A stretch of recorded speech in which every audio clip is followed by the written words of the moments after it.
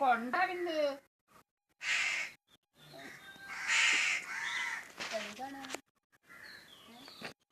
മണി അമ്മായി കൂടെ വന്നാണാ ആണാ അമ്മയ്യേ ഈ മണി അമ്മായിയുടെ കൂടെ വന്നാണാ ഇച്ചിരി മതി ആ തീറ്റ കൊടുക്കാത്ത കാരണം നേരം മുഴുവനും കൊടുത്തില്ല അയ്യോ ഇതിന് മാത്രം ചോറ് വേണ്ട